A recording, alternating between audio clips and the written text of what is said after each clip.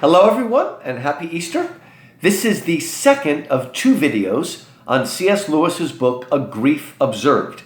In the first video, I gave the biographical background and the setup for this book about the death of his wife Joy and how Lewis came to write this book, A Grief Observed. In this video, I'm going to look at the book itself. Now, if you are a student in my class, please follow along with the outline that's in the last page of your course pack.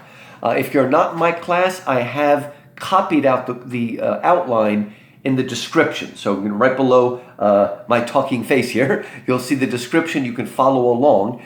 And we're going to look first at 7 things that disrupt Lewis's faith, the doubts, the things that he struggles with. And we'll look at 7 of those. We'll go through them, and I'll illustrate with some passages.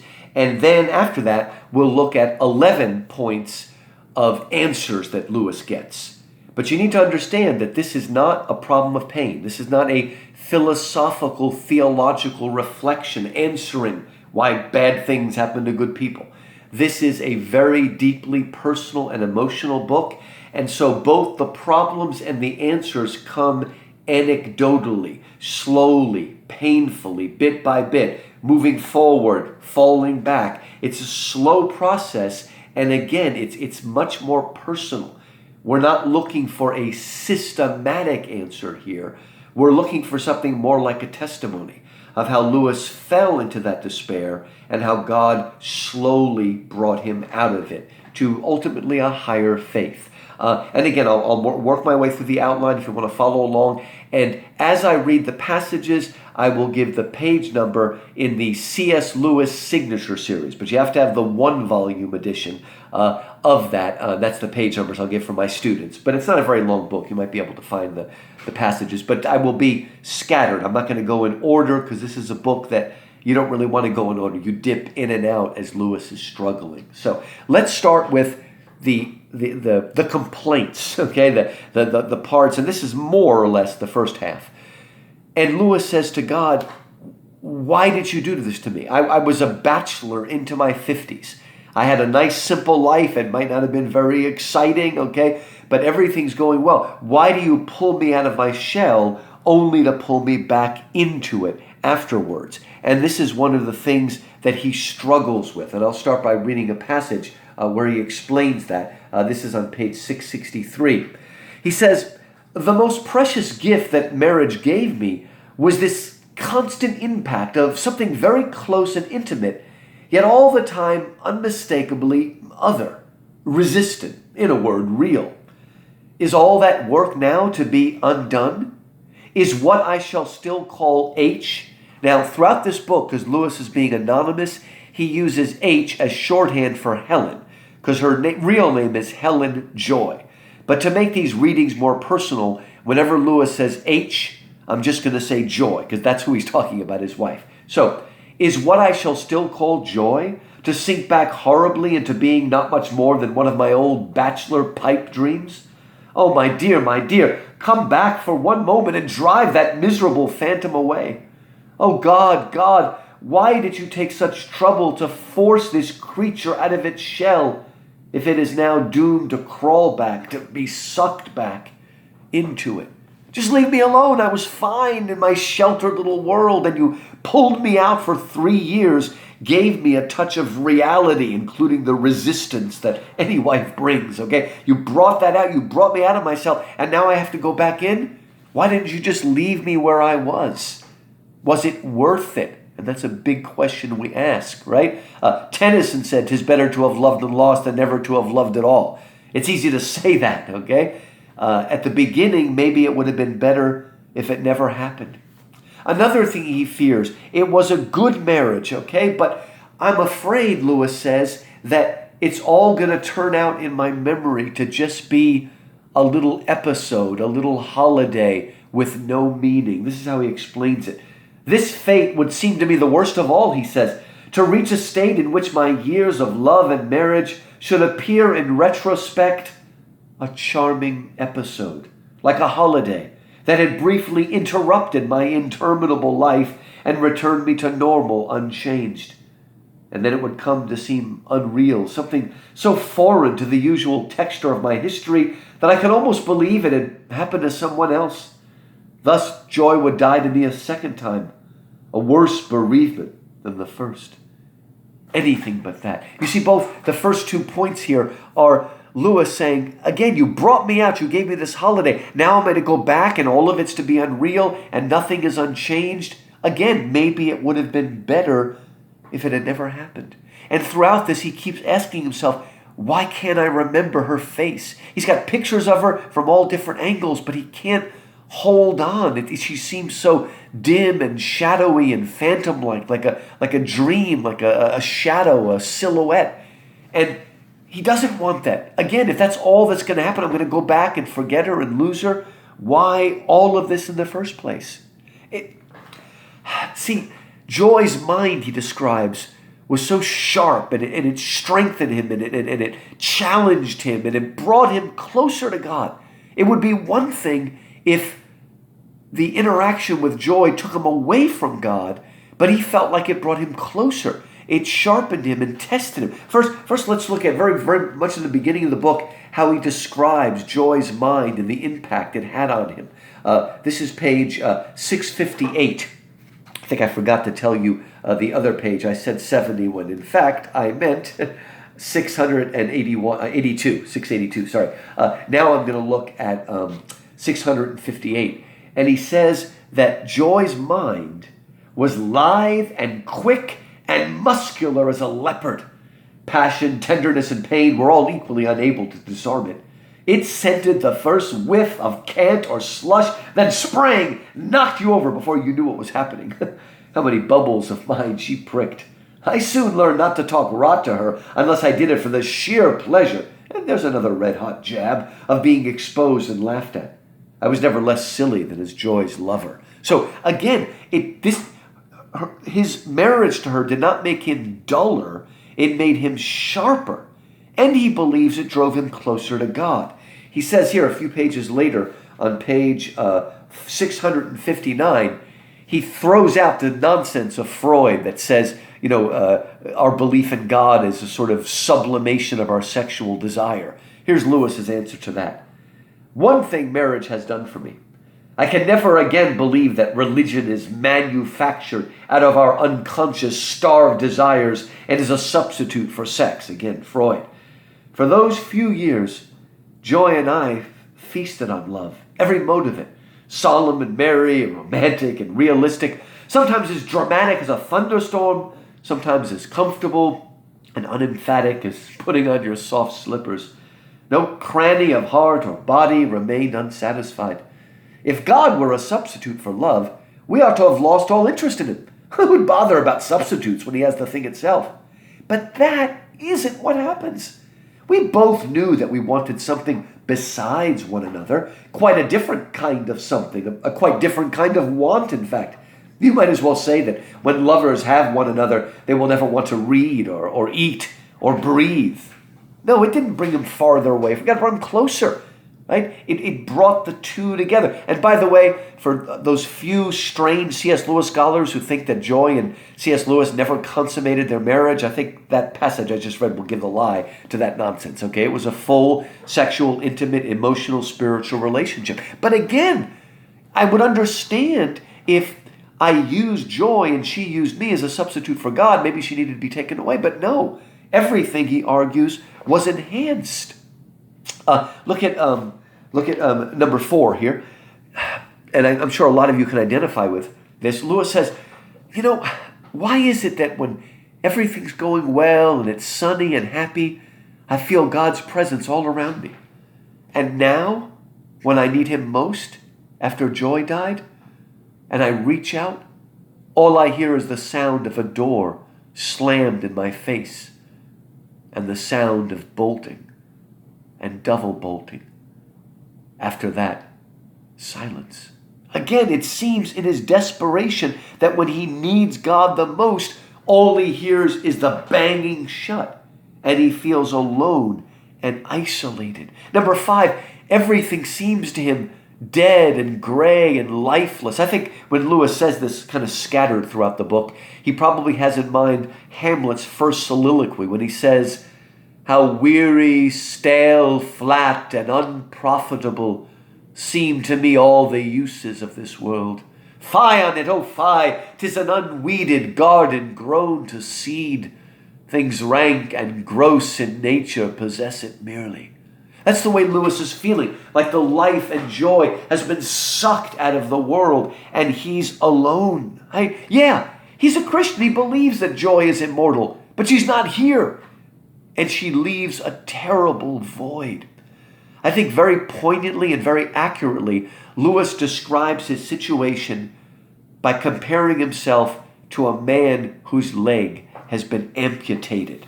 And here's a passage I'll read to you where he describes that. It's on page 678. He says, people talk about, are you getting over it? Well, those words are ambiguous. To say that the patient is getting over it after an operation for, say, appendicitis, well, that's one thing. But after he's had his leg off, it is quite another. After that operation, either the wounded stump heals or the man dies. And Lewis fought in World War I. He would have seen a lot of men who lost their legs. If it heals, the fierce, continuous pain will stop. Presently, he'll get back his strength and be able to stump about on his wooden leg. He has got over it, but he will probably have recurrent pains in the stump all of his life, and perhaps pretty bad ones. And he will always be a one-legged man. There will be hardly any moment when he forgets it. Bathing, dressing, sitting down and getting up again, even lying in bed will all be different. His whole way of life will be changed. All sorts of pleasures and activities that he once took for granted will have to be simply written off. Duties too. At present, I am learning to get about on crutches. Perhaps I shall presently be given a wooden leg, but I shall never be a biped again. I will never have two legs again. And so it's difficult. No matter how strong his faith is that joy is in heaven, he has to get used to a different kind of life, a one-legged life. By the way, the title of this book is brilliant, A Grief Observed, because that's what Lewis is doing in his journal entries. He's stepping back and observing his grief, almost as if it were happening to someone else. And yet, it's also deeply personal. Makes it a very, very unique book to read. And again, please, if you are going through the process of grief, read this book. I think you'll find it helpful. You will know that Lewis is not talking about things he doesn't know. He speaks of that which he knows. Right? Number 6, and I think this may be the central pivot point of his struggle. Look, Lewis has been a Christian for a long time. Nothing's going to make him disbelieve in God. I myself can't imagine just saying God doesn't exist. No, the real temptation is to say, wait a minute, maybe God exists, but maybe he's not the loving, merciful, forgiving God I was taught. Maybe he's a cosmic sadist, an eternal vivisector, playing with us, experimenting on. That is the danger, that's the temptation, to lose your faith, not in God, but in a loving, merciful God. And Lewis hits a really low point when he talks about this on page 668. What if? No, he says, my real fear is not of materialism. In other words, believing all there is matter, becoming an atheist. That's not my fear. If it were true that we, or what we mistake for we, could get out of it, could get out from under the harrow, an overdose of sleeping pills would do it. Right? If I was just an atheist, well, it's gone. There's no meaning. There's no, let me die and I'm done with it. No more pain, no more feeling. But I am more afraid that we are really rats in a trap, or we're still rats in a laboratory. Someone said, I believe, God always geometrizes. Supposing the truth were, God always vivisects. Sooner or later, I must face the question in plain language. What reason have we, except our own desperate wishes, to believe that God is, by any standard we can conceive, good? Doesn't all the prima facie evidence suggest exactly the opposite? What have we to set against it? Well, we set Christ against it. But how if he were mistaken? Almost Jesus' last words may have a perfectly clear meaning. He's talking about what's called the cry of dereliction. My God, why hast thou forsaken me? He had found that the being he called Father was horribly and infinitely different from what he had supposed. The trap, so long and carefully prepared and so subtly baited, was at last sprung on the cross. The vile practical jokes had succeeded. What if the real truth is not the resurrection, but Jesus saying, my God, why hast thou forsaken me?" Maybe he is not the loving God. He is the Eternal Vivisector, the Cosmic Sadist. And then he says, calling back an image from the problem of pain, where he talks about how God uses pain to knock down our house of cards, right? And now he's starting to question. Maybe my faith was just a house of cards that needed to be knocked down. But it's not strengthening me, right? He uses the image of a rope, his faith as a rope. And if our faith is a rope, all well and good if somebody says, oh, use that rope to wrap a book or wrap up a satchel. But what if somebody says, hang up that rope and hang from it over a bottomless pit? Oh boy, maybe his faith wasn't as strong as he thought. Maybe it was all a house of cards. Maybe it all was abstract and philosophical, but not real, not able to save him in his moment of despair. And then, as I said, the second half, B, numbers 1 to 11, let's look at some of his answers. But again, we don't have a system now. We have answers as he learns them viscerally against his pulse, against every fiber in his body. He needs to learn them that way. And so again, they're anecdotal. You know, we talk about a cosmic sadist. But you know what? If I were a sick animal being operated on by a kindly veterinarian, I would probably think that he was not a vet, but a vivisector, right? Somebody who's cutting me up, right? Again, we don't always understand our condition. We think God is cutting us to punish us. Maybe he's cutting us to heal. But it's still difficult. Here's a passage where he talks about how difficult it is. It's on page 674.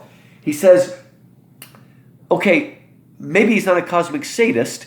Maybe he really does hurt to heal, but that brings some difficulty.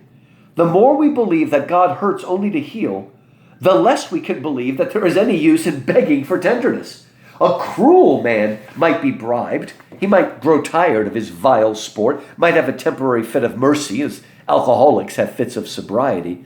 But suppose that what we are up against is a surgeon whose intentions are wholly good. The kinder and more conscientious he is, the more inexorably he will go on cutting. If he yielded to your entreaties, if he stopped before the operation was complete, all the pain up to that point would have been useless. But is it credible that such extremities of torture should be necessary for us? Well, take your choice. The tortures occur. If they are unnecessary, then there is no God or a bad one. If there is a good God, then these tortures are necessary. For no even modestly good being could possibly inflict or permit them if they weren't. Either way, we're for it. So again, it is an answer. Again, the answer to the cosmic sadist is we need to understand our condition. If God hurts to heal, he's not a vivisector, he's a vet. And we're like animals who don't understand. But still, it makes it difficult because if it's true that he is the divine veterinarian, then if we scream to stop, if he loves us, he's not going to stop. Remember what he says in The Problem of Pain? God pays us the intolerable compliment of loving us in the deepest, most tragic, most inexorable sense. So it's difficult, but again, it helps us to remember that, right? In The Problem of Pain, we saw that Lewis believes in mere Christianity, but he's often pretty tough on the Calvinists. Although what he's tough on are hyper-Calvinists that Lewis is sometimes unfair about. See, Lewis, when he hears total depravity, he thinks utter depravity. The idea that we are so utterly and completely depraved, it's almost as if we've lost the image of God, and God's black is our white and white is our black. That's not normally what most Calvinists mean, though I've met some that are that extreme, right? That are some who say that God, they don't say God, it's not that God does a thing because it's just because God does it. And Lewis says in The Problem of Pain, he doesn't believe that because that could turn God into a cosmic sadist. And so he still wants to make clear that our black is not God's white and our white God's white. We're not that depraved so that our black is his white. And so he still insists on this, and it helps him to understand. And let's look at a passage that starts on page 669. He said, "Now, could one seriously introduce the idea of a bad God, as if were by the back door through a sort of extreme Calvinism?" And he explains, "You could say that we are fallen and depraved, that we're so depraved that our ideas of goodness count for nothing, or worse than nothing. The very fact that we think something good is presumptive evidence that it really is bad. Now, God has in fact, our worst fears are true, all the characteristics we regard as bad: unreasonableness, vanity, vindictiveness, injustice, cruelty." Hold on. Okay, sorry, this is still going. Somebody texted me, messed me up there. Okay, we're still going. He says, "But all these blacks, as they seem to us, are really whites.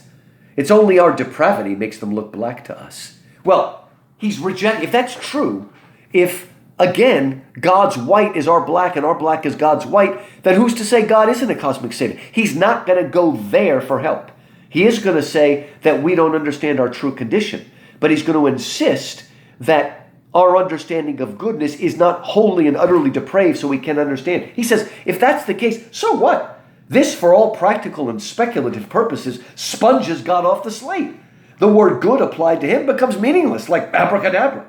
We have no motive for obeying him, not even fear. It is true we have his threats and promises, but why should we believe them? If cruelty is from his point of view good, telling lies may be good too. Even if they are true, what then? If his ideas of good are so very different from ours, what he calls heaven might well be what we should call hell, and vice versa. Finally, if reality at its very root is so meaningless to us, or putting it the other way around, if we are such total imbeciles, what is the point of trying to think either about God or about anything else? This knot comes undone when you try to pull it tight. No, so he's not going to go there. He's going to accept that we don't understand things fully, right? But don't make it think then that we are so totally depraved, utterly depraved, that our goodness and badness are knocked off, okay? So again, God did promise us pain. He did promise us grief in the Gospels, and we need to just accept that we don't understand it fully. But again, don't go to the extreme of saying that God is so wholly other that his goodness has nothing to do with us. We don't want to go there. That kind of messes everything up. Okay, look at number 3. At first, he heard the sound of a door slammed in his face and the sound of bolting and double bolting after that silence. As he comes out of the intensity of his grief, he starts to realize maybe it wasn't God who slammed the door. Maybe it was we who slammed the door in God's face. After all, if I'm drowning and somebody comes to save me, if I clutch too hard at the man who's trying to save me, then we're both going to drown. And that's what happened in his desperation. Maybe he's the one that slammed the door. He grabbed on so far, he pulled himself down. Yes, God told us to knock, but he didn't tell us to bang and try to use a battering ram and knock it down. He needed to be quieter so that he could hear the voice of God. And then number 4, which I think is in some ways the climax, he comes up with a simple but beautiful metaphor that helps him rethink his whole condition. And I'm going to quote it sort of the way it is in Shadowlands. I told you can watch it for free on Amazon Prime, a wonderful BBC made-for-TV movie called Shadowlands. And this is how they say it, right out of the book, but slightly differently. He says, imagine a man in darkness. Because he's in darkness, he thinks he's in a cell, in a dungeon deep underground. And there he sits and despairs. And then suddenly, he hears a sound. It might be the sound of cattle on a distant hill or the sound of water gurgling over rocks. But when he hears that sound, he suddenly realizes he's not in a dungeon, but in the open air. In a sense, nothing has changed. He still waits in darkness. But now he knows that the unseen world is greater than he can imagine. He's not alone. He's in darkness. He cries, but someone is near, and he is out in the open air. Number 5, Lewis helps us to understand, as he understands himself, that grief is not a state, as he thought when he started writing this book. That grief is, in fact, a process. Here is how he explains it on page 681. He says, I thought that I could describe a state, that I could make a map of sorrow. Sorrow, however, turns out to be not a state, but a process. It needs not a map, it needs a history. And if I don't stop writing that history at some quite arbitrary point, there's no right reason why I should ever stop. There is something new to be chronicled every day. Grief is like a long valley, a winding valley where any bend may reveal a totally new landscape. This is important to remember. Sorry, somebody keeps trying to call me and messing up this thing. He says that we're not stuck. Grief is not something that you need to be stuck in. It is a journey as well. You're moving along a road, and each bend may bring you consolation you didn't know. So we need to press on and not feel stopped and stagnated there. He's starting to realize again that there is a movement going on here. He also uses a beautiful metaphor on page 677 of the dance. And Lewis uses this also in Problem of Pain and other places like Paralandra. And he starts by saying that, there's a sword between the sexes. Men and women are different. But when they marry, they complement each other. And if we do it right, we can bring a fuller human being through the joining, the complementing of our natures, right? As Lewis reminds us, God created us, right? In God's image created he them. And that coming together, that 2 into 1, leads us beyond ourselves into something fuller. And then what happens? One or another dies. And we think of this as love cut short. Like a dance stopped in mid-career, or a flower with its head unluckily snapped off. Something truncated and therefore lacking its due shape. I wonder if, as I can't help suspecting, the dead also feel the pains of separation, and this may be one of their purgatorial sufferings. Then for both lovers, and for all pairs of lovers without exception, bereavement is a universal and integral part of our experience of love. It follows marriage as normally as marriage follows courtship, or as autumn follows summer. It is not a truncation of the process, but one of its phases. Not the interruption of the dance, but the next figure. We are taken out of ourselves by the loved one while she is here. Then comes the tragic figure of the dance, in which we must learn to be still taken out of ourselves, though the bodily presence is withdrawn, to love the very her and not fall back to loving our past or our memory or our sorrow or our relief from sorrow or our own love. So it's a road, but it's also a dance.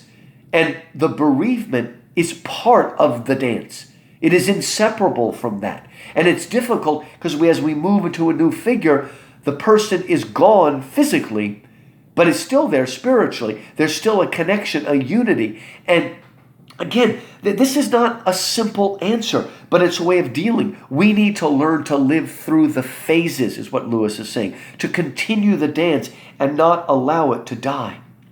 Then number 6, 7, and 8 are all together, and it's all about Lewis's idea that God is the great iconoclast. Now, Lewis was not against icons, but sometimes when we turn an icon into an idol, and it doesn't have to be a physical one, like in a Catholic or Orthodox church. Protestants may not have icons and statues, but we can make up mental idols that are just the same thing. And those icons are okay if they bring us closer to God. But if we turn an icon into an idol and we worship that, and we worship the gift rather than the giver of the gift, if we worship the beloved rather than the fuller nature of it, then God has to shatter that. He has to be an iconoclast and break it. Let me read a little bit longer section because Lewis really digs into this. And again, this is building on something he talked about in The Problem of Pain. But he's realizing more what he needs and what he's learning from his grief. He says, I need Christ, not something that resembles him. I want joy, not something that is like her. A really good photograph might become in the end a snare, a horror, an obstacle. Images, I must suppose, have their use, or they would have not been so popular. It makes little difference, by the way, whether they are pictures and statues outside the mind or imaginative constructions within it. So whether you're Catholic or Protestant, it doesn't make a difference. We use images and we live by images. To me, however, their danger is more obvious. Images of the holy easily become holy images, sacrosanct. My idea of God is not a divine idea. It has to be shattered time after time. He shatters it himself. He is the great iconoclast. Could we not almost say that this shattering is one of the marks of his presence? The incarnation is the supreme example. It leaves all previous ideas of the Messiah in ruins. And most are offended by the iconoclasm, and blessed are those who are not. But the same thing happens in our private prayers. In fact, all of reality is iconoclastic. The earthly beloved, even in this life, incessantly triumphs over your own mere idea of her. And you want her too. You want her with all her resistances, all her faults, all her unexpectedness. That is, in her foursquare and independent reality. And this, not any image or memory, is what we are to love still after she is dead. The real person, not the image we have of her, not the image of love. Too often, men fall in love with the image of what they think the girl is. Too often, the girl falls in love with the idea of love and romance. But we are not to love the love. We are to love the person, the reality of that person, the foursquare. And Lewis always talks about how reality is knobbly. It's in our face. We need to choose reality, okay? Not pornography, but also not romance novels, which give us an unreal version of what romance is like. I'm ready to watch the next episode of Outlander tonight. But you know what, ladies? There is no such man as Jamie. No man would put up with a woman like that drives his life crazy. So forget about images and love the real person. Don't love what we imagine God is like. Love the God who is God. But this is now not unimaginable. In that respect, joy and all the dead are like God.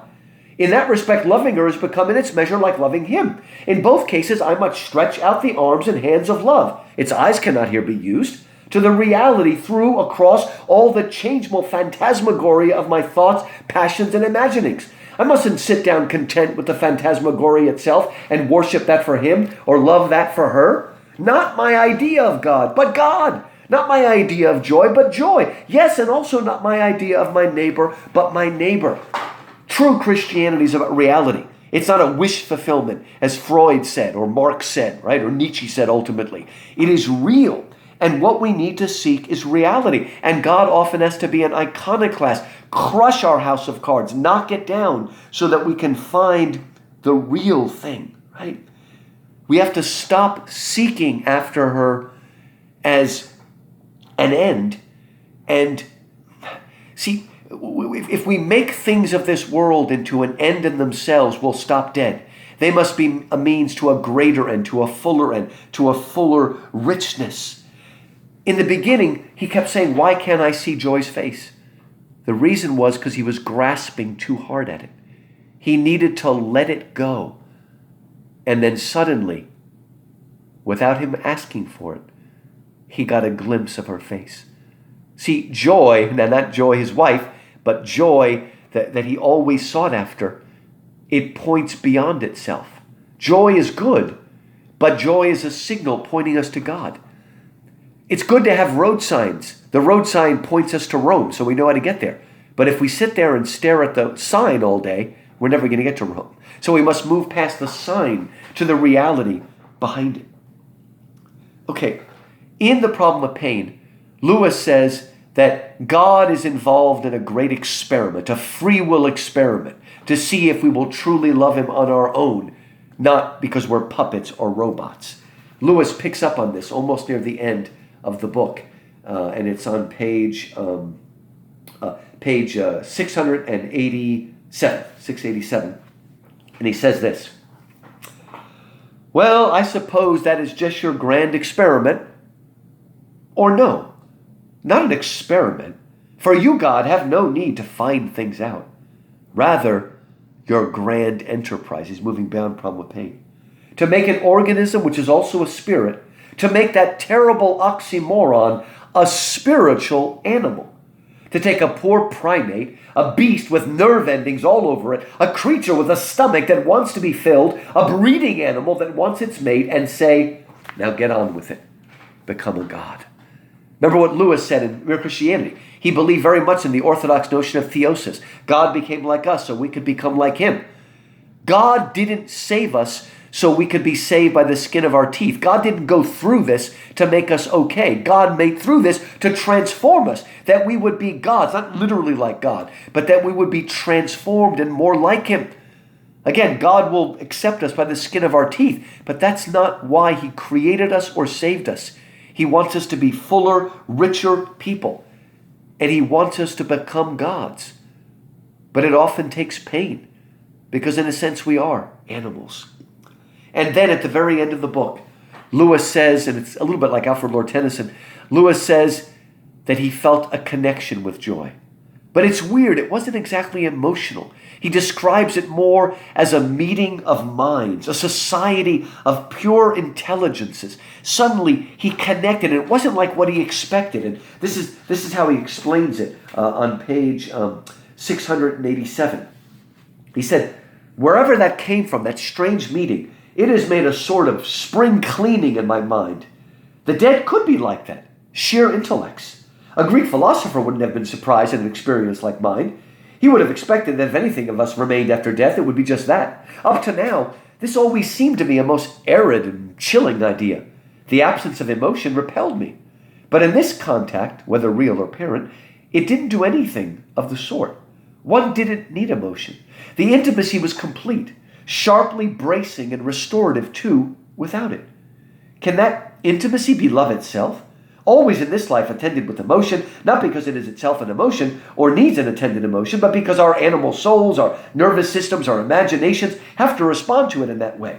If so, how many preconceptions I must scrap? A society, a communion of pure intelligences would not be cold, drab, and comfortless. On the other hand, it wouldn't be very much like what people usually mean when they use words like spiritual or mystical or holy. It would, if I have to glimpse it, be, well, I'm almost scared to use the adjectives.